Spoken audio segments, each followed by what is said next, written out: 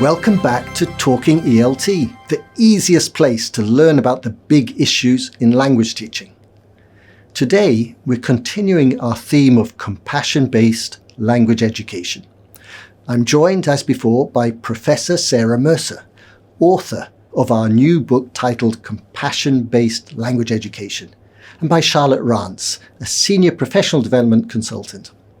This is the 6th and last episode in the series on compassion-based education. In this episode, we'll be looking at teaching for compassion beyond the classroom.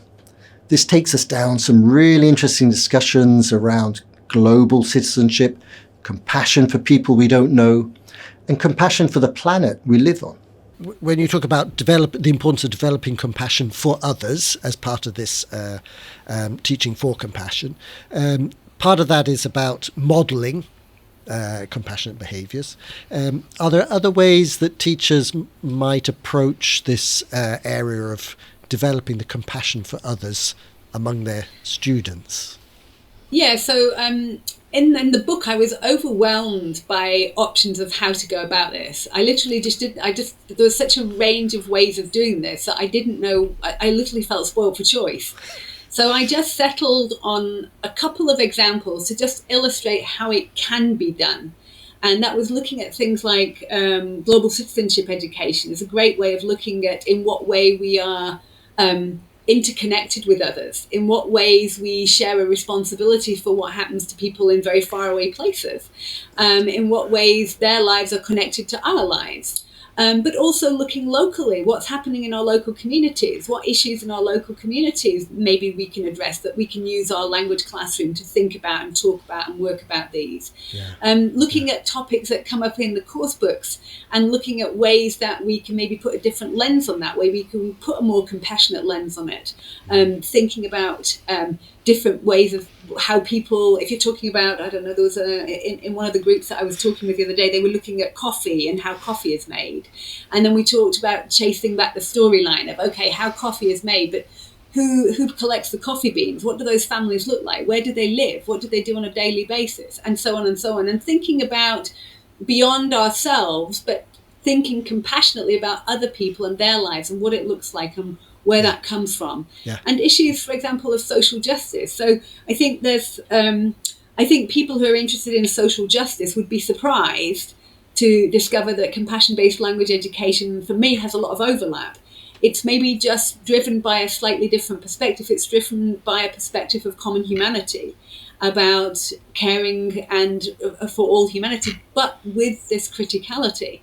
And so if you are concerned with issues of equity and social fairness and social justice, I think that is very much something that would be covered by a compassion-based language approach. I think that one thing that comes up for me that I automatically link it to is service learning. So Sarah brings this up in the book as well, but it's something that I've been quite aware of, I guess, throughout my teaching, is that opportunity to bring reality into the classroom. So when I became a language teacher, task-based learning was all the thing. It's like, gotta give them a task and then they'll learn. And for me, like, my natural inclination was to make those tasks in service to the environment that we were in as a school. So, you know, like, what can we do to improve our environment to make us all happier and more comfortable in our little language school here? And we would do things like we'd go outside on a sunny day and weed the garden, or we'd do other things that sort of enable us to use language in a way that it's intended to learn, but also have that sub-benefit of doing something good, doing something nice. And I love how scalable service learning can be. I mean, I've got a friend who teaches third grade out in Turkey. She does a lot of service learning with her third graders. So they'll have a lesson where they go and meet the first graders in their first year, and they'll set up a buddy system, having an older friend. They do things like knitting for different charities and things like that. And there's loads of ways that you can get your class involved in doing something for the greater good, whether that's on a tiny little individual school or town level, or whether that's globally, that will also enable them to use English in a way that is meaningful, to feel good about what they're doing and themselves and the world around them, and to put a little bit of that spark back into the environment. So for me, it always comes down to service learning. I just love it. I think it's wonderful. I mean, that in a way brings us to that third sphere that you were talking about, that developing compassion for the world around you, the environment, the globe. So I think a lot of teachers will recognise that a lot of course books have got units or lessons which are focused on environmental issues. But I think you mean more than just that. Could you say what you mean? So I've probably been driven. So there's two sort of perspectives on this. So there's one concern is that students have got eco-anxiety, that they're very anxious about the planet and what's happening and the state that things are in, and that's something to address. And the only real way to address that is as a sense of agency and empowerment. And we'll come back to that in a moment. The other problem that we, for example, are experiencing here in Austria is we're experiencing eco-fatigue. And this is a different perspective in that these learners have been hearing about the environment and recycling and blah, blah, blah, and greenwashing and whatever. They've been hearing about this since kindergarten. And by the time, sadly, they reach secondary school, they just don't care. They've ceased to care. And so I think that's been a big drive behind me thinking about how we can approach this in ways that are still relevant for all kinds of learners. Is that we have to start, the two strands to the approach in the book is we have to get them to care about the planet, to really care, and to see that it's something to be treasured and celebrated and something that is valuable. Not doing it out of a moral obligation, not because we're told we have to recycle, but because we actually care. And then to have actionable steps, what we can actually do to have that sense of agency and that sense of empowerment, that we don't feel that all is lost and that nothing can be done to change and to improve things. So for me, those two strands are really important in how we approach this. It's about, first of all, reaching learners on an emotional level, getting them to care and feel compassionate about the planet, about animals, about the world around them. And then give them ideas and a sense of agency about how they can act on that so that they don't feel a sense of helplessness when they look towards the planet and the future.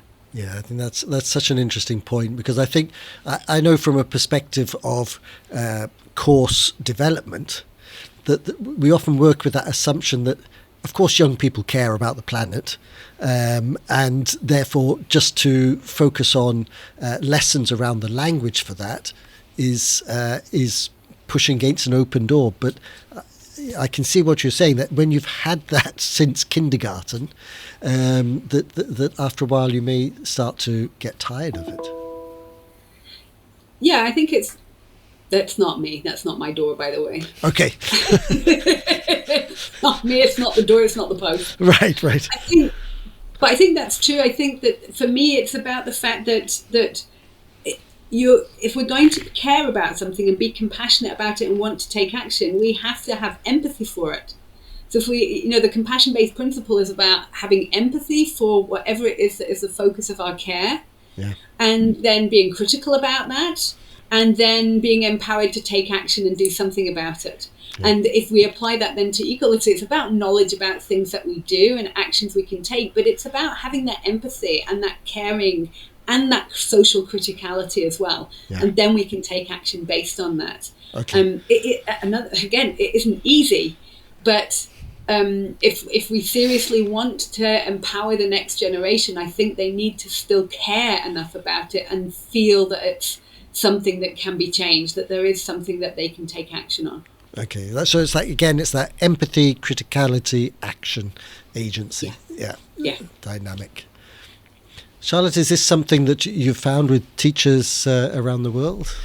I mean, I recognise certainly what Sarah's saying about that sort of anxiety element that comes out, and you do see that with students, with teachers, absolutely Yeah. everywhere that you go.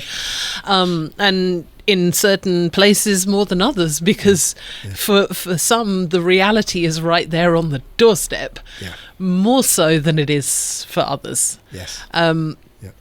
But I think that, I mean, Sarah's absolutely right. You know, the kids that we're teaching today, certainly if I look at my schooling and my education, you know, we were talking about this when I was in school.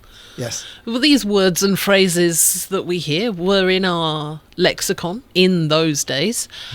And I think that there's sort of a lot of frustration that's built in that time as well, in that the actions don't seem to be coming, even though we have an awareness of how important it is. So it's understandable that students today are fatigued. And it is that it does come back down to that empowerment. And I mean, that's where the service learning kicks in again, because that's something, you know, what's something small and actionable that we can do as a group to take an action, to make something happen. And I think that's empowering. So I feel I've kind of got to the end of the questions that I had on my list. Again, I suppose I'm thinking, what are there any things that you feel we've skipped over that we shouldn't have? Anything we've missed out? No, we're feeling okay. I don't think there's anything that I desperately needed to say about Sarah there. No, I think we covered pretty much everything. Yeah. They don't need to buy the book now. Yes, they do. Yes, they do. Sorry, edit that out, Warren. What? Yeah, no, I think we covered. I think we covered everything. We covered about what it is, the notion of it. What that looks like a little bit of what that looks like in practice. And I certainly think there's enough to give people a flavour of what it means and make it tangible. So when we talk about compassion and we've talked about it being effortful and critical, I know some teachers will be anxious that might be more difficult when they have larger classrooms. How do you feel this can play out, or what advice would you give to a teacher with a larger class? Well, teachers with larger class sizes are the experts, so they're going to know better than I am how that they can do that, quite honestly. But I'm thinking about, I took my students who were teaching in Zanzibar, and the class size was 250 students per class. Oh, beat so that. That was quite a sizable class to work with. And yet still, the teachers had already set up a system and a way of working where they worked in groups. And the teacher, all she had to do was do that with her hand, and the students formed these little groups on the floor. And it was also for very practical reasons that very often there was just one book per 10, 12 students, so they found ways of doing that.